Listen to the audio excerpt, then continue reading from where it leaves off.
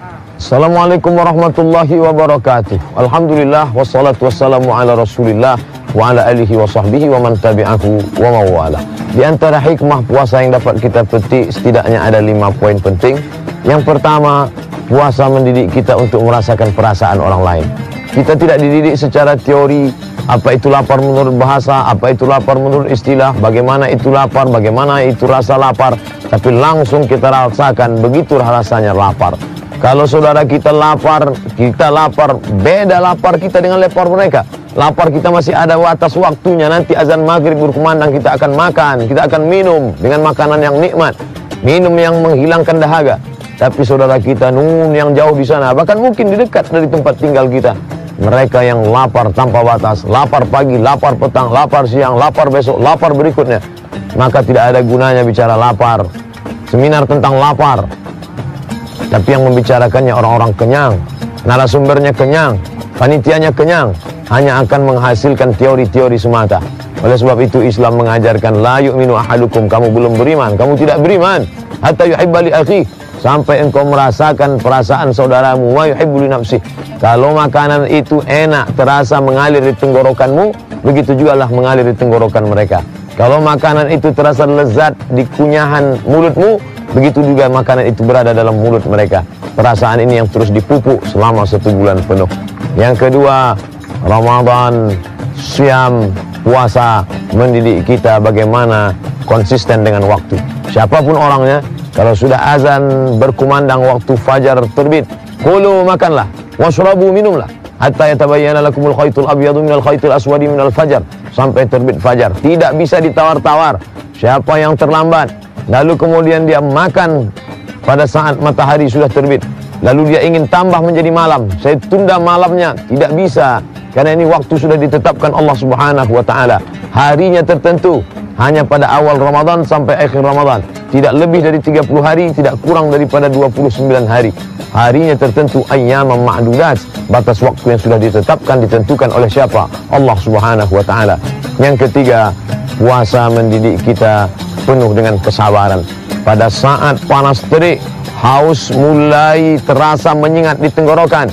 Pada saat itu emosi mulai naik, gula darah turun, emosi mulai naik, mau marah.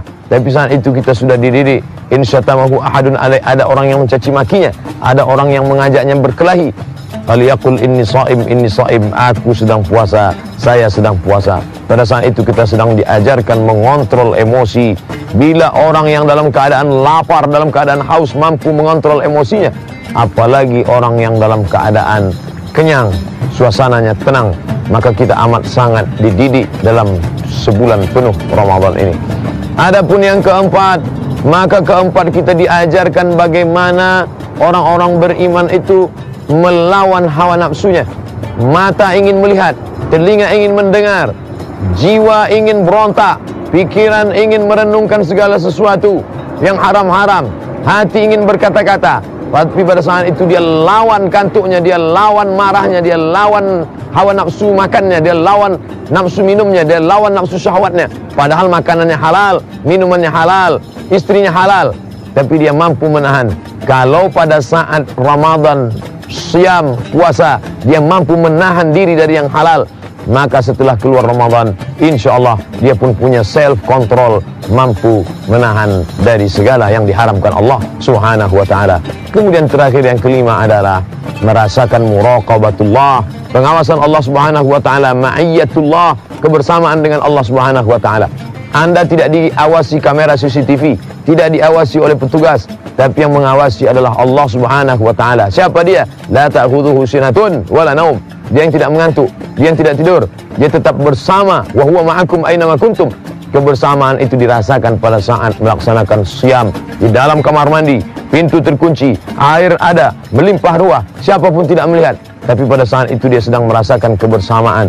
Rumah terkunci, semua orang tidak ada, pembantu tidak ada, anak-anak sudah pergi, suami bekerja, tinggal seorang diri.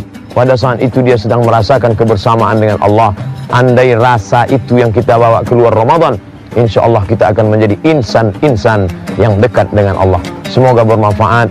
Selamat kita melaksanakan ibadah ini dan diberikan karakter pembentukan diri menjadi insan yang bertakwa kepada Allah Subhanahu wa taala. Semoga. Terima kasih. Wassalamualaikum warahmatullahi wabarakatuh.